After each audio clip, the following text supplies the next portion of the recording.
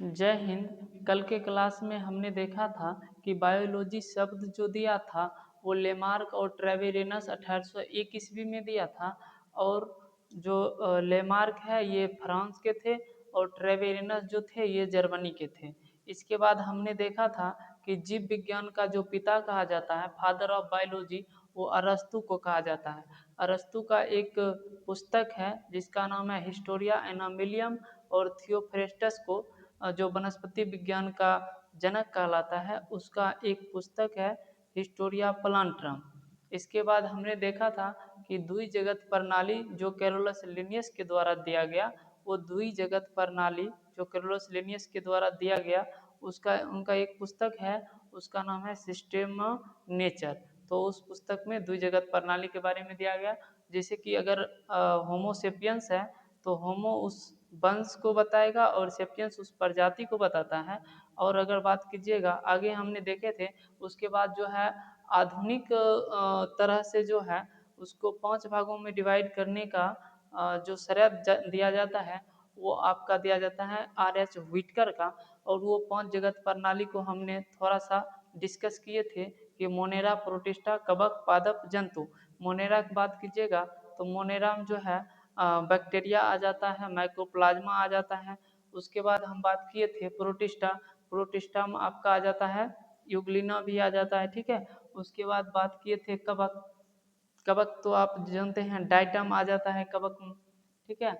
उसके बाद पादप, तो पादप में जो है आप सभी जानते हैं कि पादप में जितना भी पेड़ पौधा आता है वो सब चला आता है, ठीक है।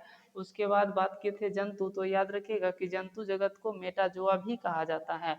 इसके बाद अगर हम थोड़ा सा बात करते हैं आगे, तो हरित क्रांति, हरित क्रांति का जो जनक कहा जाता है वो कहा जाता है स्वामीनाथन, ठीक है। MS स्वामीनाथन को कहा जाता है। और हरित क्रांति अगर शब्द की बात कीजिएगा तो हरित क्रांति जो शब्द दिया था वो विलियम एस गॉड दिए थे, विलियम एस गॉड दिए थे। श्वेत क्रांति के जनक से आप सभी भली भांति परिचित होंगे कि श्वेत क्रांति के जनक डॉक्टर वर्गीज कुरियन को कहा जाता है। जीवाश्म विज्ञान का जनक याद रखिएगा कि जीवाश्म विज्ञान का जनक हो जाएगा आपका बीरबल साहनी, बीरबल साहनी आपका जीवाश्म विज्ञान का जनक हो जाएगा। इसके बाद परिस्थितिकी विज्ञान का जनक की बात कीजिएगा तो रामदेव मिश्रा परिस्थितिकी विज्ञान का जनक हो जाएगा। साथियों हम थोड़ा सा डिस्कस कर लेते हैं कि जीव विज्ञान के जो प्रमुख शाखाएं हैं, जीव विज्ञान की प्रमुख शाखाएं के बारे में। तो अगर आपको पता होगा कि साइटोलॉजी जो है, साइटोलॉजी में हम किसका वर्णन करते हैं, तो साइटोलॉजी में हम कोशिका के बारे में अध्ययन करते हैं तो वो साइटोलॉजी कहलाता है। उसके बाद एंटोमोलॉजी है, एंटोमोलॉजी तो कीट पतंग का अध्ययन जो होता है वो एंटोमोलॉजी कहलाता है, कीट पतंग का अध्ययन एंटोमोलॉजी कहलाता है, ठीक है। पैथोलॉजी रोग जनक का अध्ययन पैथोलॉजी कहलाता है, ठीक है। पैथोलॉजी में किसका अध्ययन करेंगे, तो रोग जनक का अध्ययन करते हैं। उसके बाद कैंसर का अध्ययन ऑन्कोलॉजी में किया जाता है, ठीक है। और उसके बाद वायरोलॉजी में वायरस का अध्ययन किया जाता है। मिरमिकोलॉजी आपको पता होगा कि चींटियों का अध्ययन जो किया जाता है वो किस में किया जाता है, तो मिरमिकोलॉजी में किया जाता है। उसके बाद सर्कोलॉजी तो मांसपेशियों का अध्ययन जो करते हैं वो सर्कोलॉजी में किया जाता है। उसके बाद न्यूनेटोलॉजी तो नवजात शिशुओं के बारे में जानकारी जो मिलती है, नवजात शिशु के बारे में जो अध्ययन करते हैं वो किस में करते हैं, तो न्यूनेटोलॉजी में करते हैं। नींद का अध्ययन क्या कहलाता है, तो हिप्नोलॉजी कहलाता है। डर्मेटोलॉजी, डर्मेटोलॉजी जो हो जाएगा आपका त्वचा विज्ञान का जो अध्ययन हो जाएगा वो किस में हो जाएगा, वो डर्मेटोलॉजी हो जाएगा। एंथोलॉजी याद रखिएगा कि एंथोलॉजी जो है पुष्प के बारे में जो अध्ययन करते हैं उसको एंथोलॉजी में अध्ययन करते हैं, लेकिन पुष्प की खेती फ्लोरिकल्चर कहलाता है। बात कीजिएगा जो दंत विज्ञान जो होता है उसको डोंटोलॉजी कहते हैं, और दंत के जो चिकित्सक होते हैं उसको डोंटोलॉजिस्ट बोला जाता है। तो ओडोंटोलॉजी या डोंटोलॉजी में दंत विज्ञान का अध्ययन करते हैं। उसके बाद याद रखिएगा वृद्ध अवस्था का जो अध्ययन किया जाता है वो जेंटोलॉजी में किया जाता है।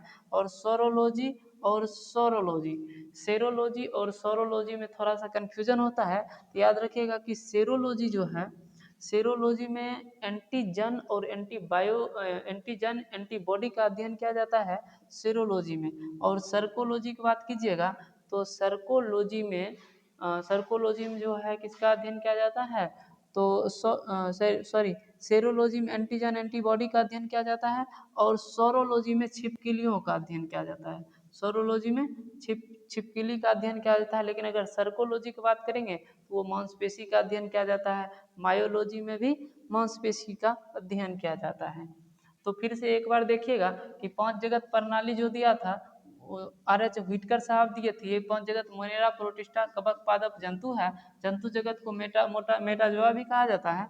हरित क्रांति जनक हो जाएगा आपका एम.एस. स्वामीनाथन। और हरित क्रांति जो शब्द दिया था वो दिया था विलियम एस गॉड। श्वेत क्रांति जनक डॉक्टर वर्गीज कुरियन। जीवाश्म विज्ञान का जनक हो जाएगा बिरबल साहनी। परिस्थितिकी विज्ञान का जनक रामदेव मिश्रा हो जाएगा। साइटोलॉजी में कोशिका का अध्ययन करते हैं। एंटोमोलॉजी में कीट पतंग। पैथोलॉजी में अध्ययन करते हैं किसका, तो पैथोलॉजी में रोग जनक का अध्ययन करते हैं। ऑन्कोलॉजी में कैंसर का अध्ययन करते हैं। वायरोलॉजी में वायरस का अध्ययन करते हैं। और मिर्मिकोलॉजी में चींटियों का अध्ययन किया जाता है। सर्कोलॉजी में मांसपेशियों का अध्ययन किया जाता है। न्यूनेटोलॉजी में नवजात बच्चों का अध्ययन किया जाता है। हिप्नोलॉजी में नींद का अध्ययन किया जाता है। और डर्मेटोलॉजी में जो हो जाएगा, डर्मेटोलॉजी में त्वचा विज्ञान का अध्ययन किया जाता है। एंथोलॉजी में पुष्प विज्ञान का अध्ययन करते हैं।